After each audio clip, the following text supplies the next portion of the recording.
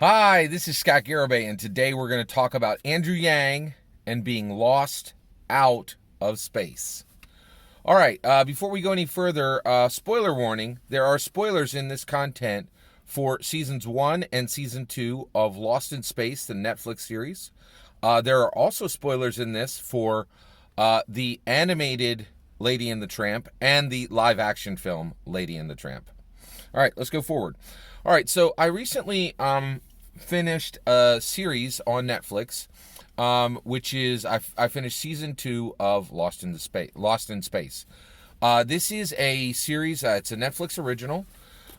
It's big budget. It's a premiere series for Netflix. They put a lot of money into it. They put a lot of time into it. They put a lot of attention into it. It is incredibly high quality. It is top notch from start to finish. Incredible special effects, fantastic. It's really, really well cast. Parker Posey's in it. That's one of my favorite favorite actors in the show. In addition to that, it's incredibly well cast. There's phenomenal writing, phenomenal acting.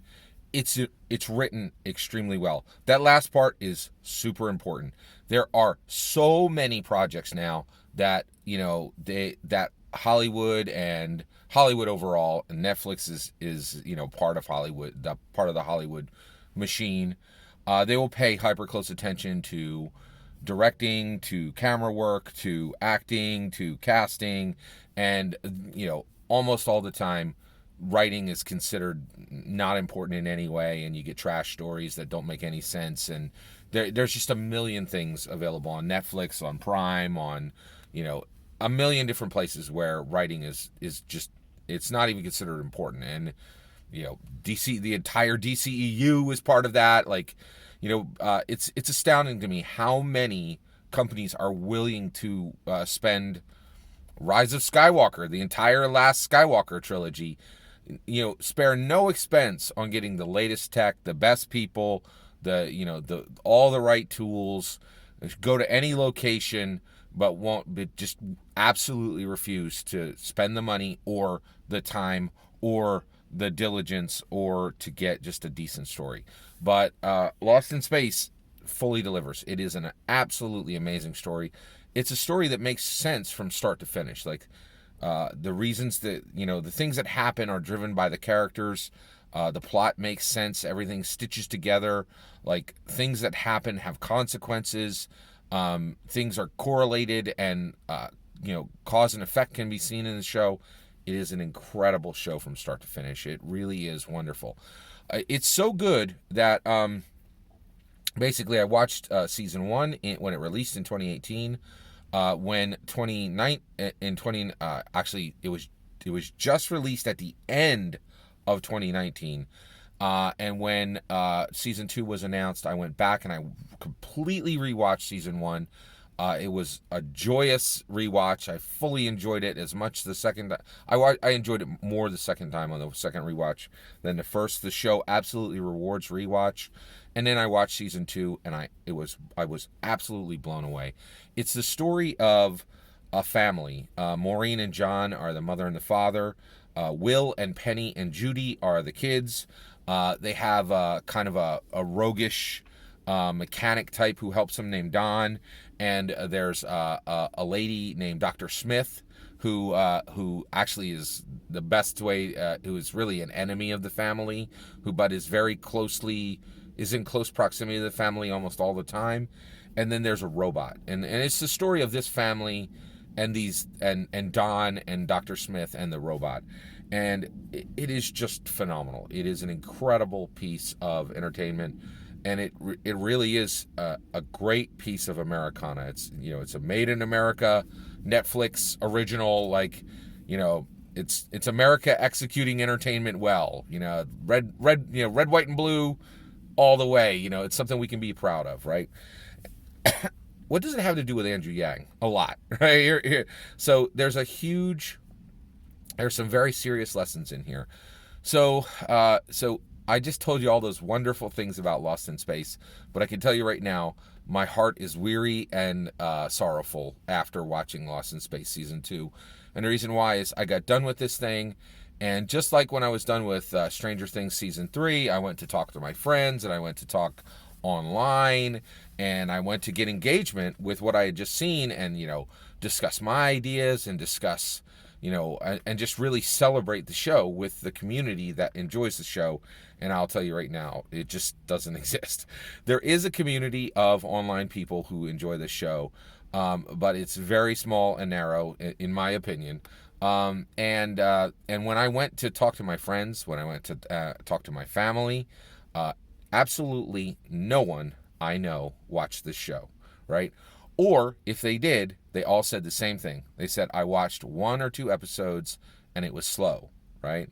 Now, I understand what they're saying. This show has character development. It actually develops the characters, shows you their backstories, makes you understand that they're real people, gives you motivation for why they do what they do. Apparently, nowadays, we call that being a show being slow rather than just character development, which makes me deeply saddened and fully explains why Michael Bay has had the career he's had and why his movies make $1 billion. Very frustrating.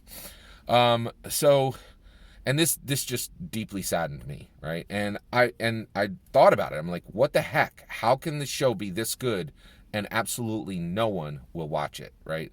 At the macro level. Of course, there's probably a low number of millions who have watched this. I'm saying, this show is just as good as Stranger Things. It is. There's no two ways about it. And actually, in my opinion, it should have a broader appeal than Stranger Things. It's for more people. It's better crafted. I love Stranger Things. I'm a huge fan of that. I'm not trying to down Stranger Things. I'm just saying this show is massively underrated, right? And the reason why is, and this is the part that has to do with Andrew Yang, Americans at the macro level, I'm convinced of this now, right? I've been thinking deeply about Lost in Space and why it hasn't gotten traction.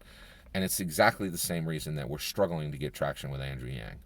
Wonderful, exciting, compelling, non-intuitive things Americans ignore, period, right? It can be wonderful, it can be exciting, it can be compelling, but if it is non-intuitive, Americans will ignore it, period. End of sentence, done. They absolutely have to be dragged to wonderful, exciting, compelling, non-intuitive things.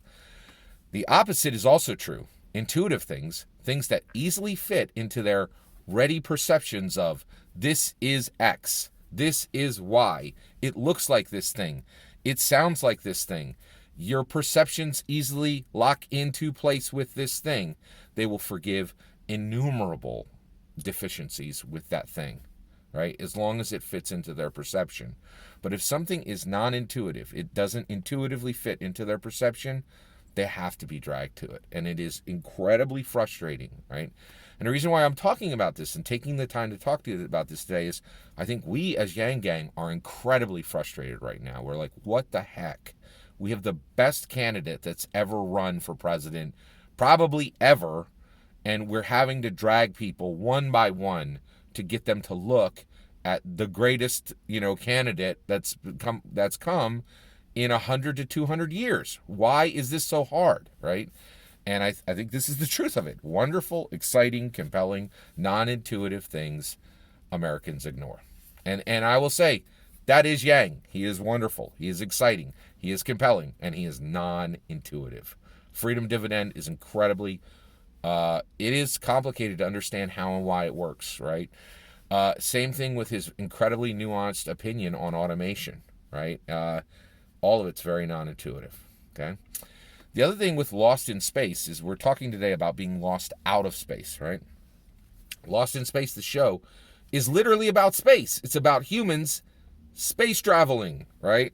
And this is a big thing with me. The reason why I resonate so strongly with the show is I care deeply about space travel. I want a colony on the moon, and I want 10 colonies on the moon, and I want 20 colonies on Mars, and I want half to 90% of all humans that live on Earth to be transplanted to Mars, right? Like, and the reason why is climate change, right? Like, it's a no-brainer, right? Like, we can all try to scrabble and live like peasants here, or we could just go to Mars, terraform that sucker, and we can all live like balled-out Americans with a comfortable carbon footprint. It seems like a no-brainer. The math is simple, right?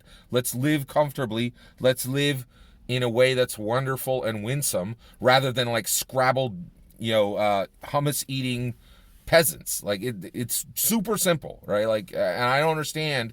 I have no idea why people aren't interested in space, but they aren't, right? And I know this for a fact. I go to PhilCon every year in the fall, and I listen to literal people who have helped build, parts of the Apollo.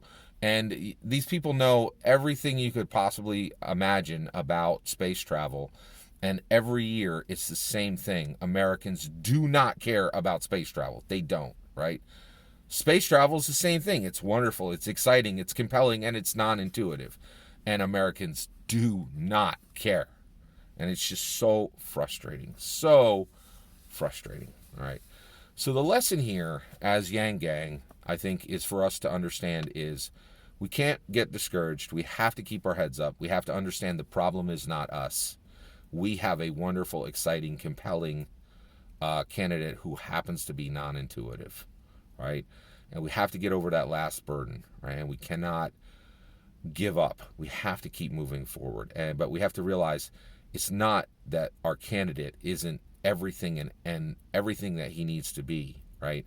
It's that the American people just absolutely inherently ignore anything wonderful, exciting, compelling, and non-intuitive. They do it constantly. Without a doubt, it's a fact. The last thing I want to call out, especially for Andrew Yang, I really think Andrew Yang needs to very closely dial in on one of the largest trends that has been exposed by the 2020 election, which is there's a few things that the 2020 election has exposed. One, the massive power of septuagenarians, right? Like, 70-year-olds are ruling the country, literally, and they are clutching it in their, taloned grip. And it's going to have to be torn away from them. Like, Biden, Warren, Sanders are like, we're all 70. We absolutely are clinging to power. The torch will not be handed off. It must be pulled from our hands, right? And that's a hugely, very clear message that's being sent to the young, right? Another message is how shockingly little Americans care about climate change. They just do not care. I think, and I don't think anybody had any idea how little Americans cared about climate change until we got into this election. Eric Swalwell and Tom Steyer are the biggest ones. They're carrying they're saying, hey, we're carrying the banner, number one banner carriers for climate change. And Americans are like, we could care less. It's truly shocking. The last one, I think I really want Andrew Yang to dial in on this. I want his team to start taking notes on this. I really think America needs to start understanding this, because I think it's bigger than climate change. And that is this new message from Hollywood, right? Which I think it's clearest to understand the message from Hollywood. I think the message from Hollywood is a reflection of what's happening in society. I'm not sure if society is driving the message from Hollywood, or if the Hollywood message is driving what's happening in America, but it's an incredibly clear message, and the ramifications of it are absolutely massive. And Lost in Space carries this message very, very clearly, right? So what's the message? I've talked about this before, and this is another instance of it, and I'm going to be calling this out as we go forward, because it is astounding, and the ramifications of this are absolutely massive, okay? So here's the message. Strong, independent adults after Gen X do not engage in romance, marriage, or having children. That's the message.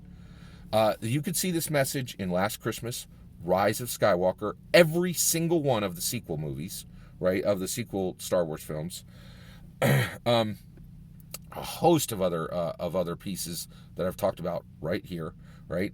But it's right there in Lost in Space, right? There's only one person in the whole show that would fit into this model. It's the daughter Judy. She's a strong, independent adult who is not Gen X. She comes after Gen X, right? So she's millennial or Gen Z. I can't believe we reached a point where there are actually Gen Z adults, but there are, right? She's a strong, independent adult.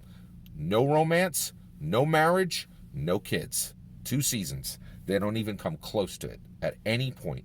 It is untouchable, right?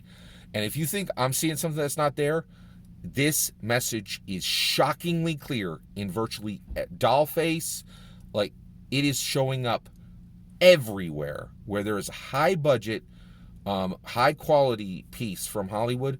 It's in every single piece, and it's said super clear to every strong independent adult that comes after Gen X, all Gen Z adults, all millennial adults. They're like, romance, children, and romance, marriage, and having children is not for you. Not for you. It's incredibly clear, the message. And it's like a drumbeat. It's boom, boom, boom, boom, boom.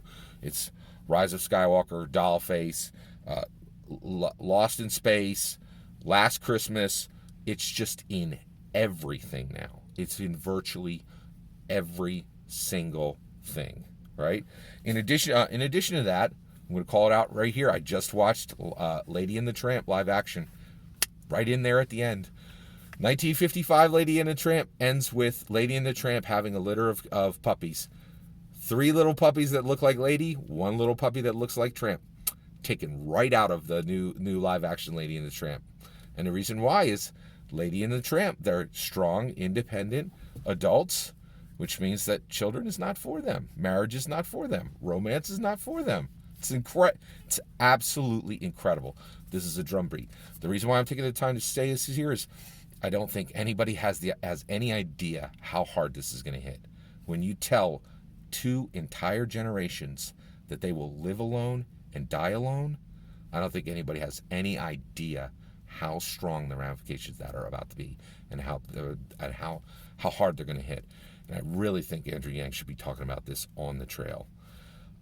Sadly, I truly believe we are right now very much lost in space. We've got a lot of work to do to get our wonderful, exciting, compelling, non-intuitive candidate over these obstacles.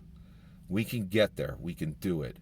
But there are some days where it's hard to see the light, right? And it just made me sad that that how sharply the Lost in Space illuminated the challenges we're having and why we're having these challenges getting Andrew Yang over the finish line. Thank you for letting me share this with you today. Please consider liking and subscribing, and have a wonderful millennium.